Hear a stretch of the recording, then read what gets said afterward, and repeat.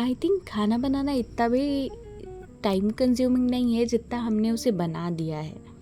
ठीक है, तो बस प्रॉब्लम ये होती है कि हम खाना कैसे बनाना है या टाइम को कैसे मैनेज करना है उस खाना बनाने में, हम ये चीज़ नहीं कर पाते हैं, इसलिए हमें शायद खाना बनाने में ज़्यादा टाइम लगता है।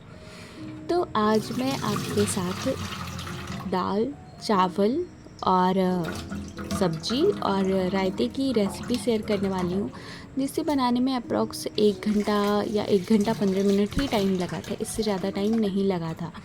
तो जब भी मैं खाना बनाती हूँ, सबसे पहले अगर मुझे चावल बनाना है या रोटी बनाना है तो मैं पहले रोटी वाला आटा गूँध लेती हूँ, या अगर मुझे चावल बनाना है तो मैं चावल को क्या करती हूँ, 3-4 पानी से धुल करके और फिर उसको जितना मैंने चावल लिया है, मैंने यहाँ पे करीब 3/4 कप चावल लिया है, तो मैंने यहाँ पे 1.5 कप पानी में उसे भिंगा दिया है।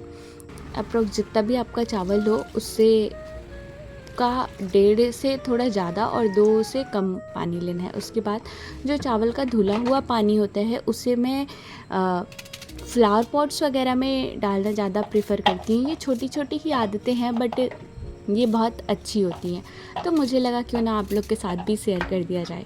फिर उसके बाद मैंने क्या किया है कि चावल भिगाने के बाद मैंने प्याज, टमाटर और लहसुन को अच्छे से साफ़ कर लिया है।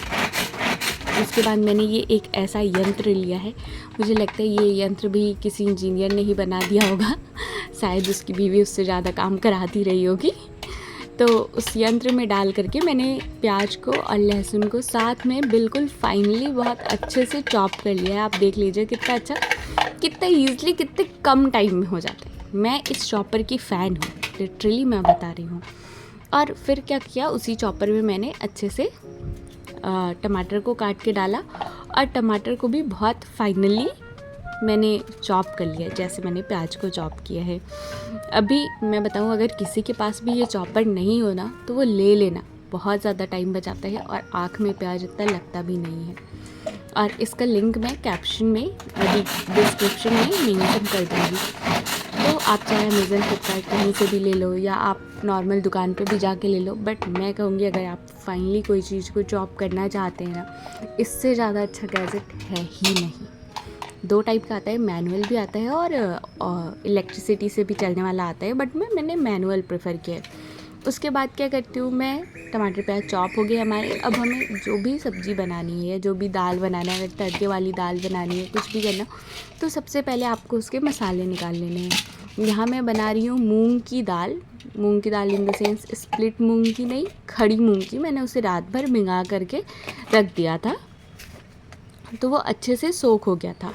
अब उसको बनाने के लिए मैंने क्या किया है, 2 तेज़ पत्ता लिया है, थोड़ा काली मिर्च लिया है, थोड़ा इलायची लिया है, लौंग लिया है और थोड़ा जीरा लिया है और साथ में थोड़ा दालचीनी लिया है, क्योंकि दालचीनी से फ्लेवर बहुत अच्छा आता है।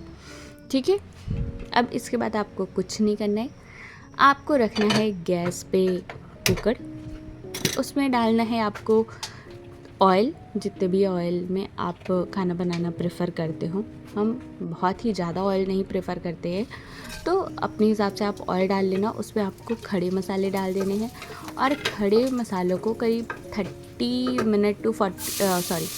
सेकेंड टू 45 सेकेंड तक चलाने के बाद आपको उसमें प्याज लहसुन जो आपने चॉप करके रखा है वो डाल देना है। जैसे मैं भी कुछ भी बोल देती हूँ कि 30 मिनट तक आपको रोस्ट करना है मसालों को, नहीं, आपको 30 टू 45 सेकेंड ही मसालों को रोस्ट करना है।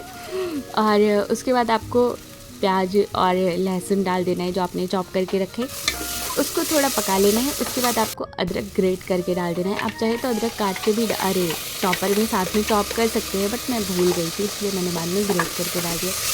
और जब ये थोड़ा पक जाए उसके बाद आपको डालना है टमाटर, और टमाटर गया है तो साथ में उसका बेस्ट फ्रेंड भी जाएगा, आई मीन नमक। नमक डालने के बाद आपको उसमें थोड़ा डालना है हल्दी पाउडर और धनिया पाउडर, और इन सबको अच्छे से मिक्स करके आपको ढक करके पकने देना है। ठीक है, और ढक करके जब आप इसे छोड़ देंगे, आई मीन थोड़ा सा उसमें हवा आने जाने का जगह रखना है, कम्प्लीटली अच्छे से नहीं ढक देना है। और जब तक हमारा ये मसाला पकता है तब तक हम क्या करते हैं कि जो भी हमें सब्ज़ी बनानी है उसे हम चॉप कर लेते हैं। यहाँ पे मैं भिंडी बना रही हूँ, तो भिंडी को मैं अच्छे से चॉप कर लूँगी। और भिंडी के लिए थोड़ी सी ट्रिक, ठीक है, वो अभी मैं बताती हूँ। पहले आप देख लो कि ये मसाला किस हद तक आपका पकना चाहिए। जब इस तरीके से इसमें टमाटर प्याज सब कुछ मिक्स हो जाए ना, आपको डालना है आपने जो रात भर मूंग भिगा के रखी है। मूंग की, वैसे मूंग तो बहुत अच्छा होता है, हेल्दी होता है, हम सबको खाना चाहिए बट ऐसे खाना चाहिए, ये मैं बहुत प्रेफर करती हूँ। मुझे स्प्राउट्स थोड़ा कम पसंद है, तो इस वजह से इसमें मूंग डाल करके थोड़ा उसे भूनना है। फिर उसमें पानी डालना है और स्लिट करके एक मिर्ची डालनी है। मिर्ची मुझे ज़्यादा पसंद नहीं है या मैं ज़्यादा खा नहीं पाती हूँ, इसलिए मैंने एक मिर्ची बस स्लिट करके डाल दी है, ताकि अगर वो सब्ज़ी में दिख भी जाए तो निकालने में आसानी हो। उसके बाद आपको उसमें डालना है थोड़ा गरम मसाला, उसे मिक्स करना है और अच्छे से ढक करके सीटी लगानी है। फिर क्या करना है आपको, जब तक वो सीटी पकता रहेगा तब तक आपको पूरी भिंडी चॉप कर लेनी है। वो मैंने थोड़ा स्किप कर दिया है। अब आपको भिंडी चॉप करने के बाद आपको उसमें डालना है कढ़ाई लेना है, उसमें डालना है तेल, जीरा और चॉप किया हुआ लहसुन। देखो यही सीक्रेट है, जब भी लहसुन हम थोड़ा ज़्यादा क्वांटिटी में डालते हैं ना, तो जो भिंडी होती है हमारी, वो उसके जो लासे होते हैं वो ख़त्म हो जाते हैं पकते पकते टाइम। और उसके लिए आपको क्या करना है, जब भी आप उसे थोड़ा ही पकाना है, मतलब आपको जितना पसंद है, अगर आपको लहसुन का ज़्यादा फ्लेवर पसंद है तो आप पका लीजिए, बट मुझे पर्सनली थोड़ा कम पसंद है, इसलिए मैं उसे थोड़ा ही पकाती हूँ और फिर भिंडी डाल देती हूँ। और भिंडी डालने के बाद आपको करीब 1 मिनट तक थोड़े हाई फ्लेम पे पकाना है।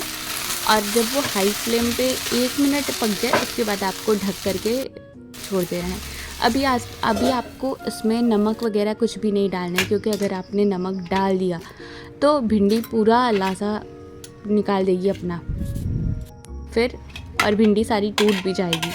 तो मुझे आकर के मत कहना कि आपने बोला था भिंडी ऐसे बनाने को तो मेरा ऐसा हो गया। या आप कर सकते हैं, भिंडी आप एक दिन पहले कट करके उसे फ्रिज में रख दीजिए, तो भी भिंडी कुरकुरी अच्छी बनती है, बट उसमें थोड़ा ऑयल ज़्यादा डालना पड़ता है।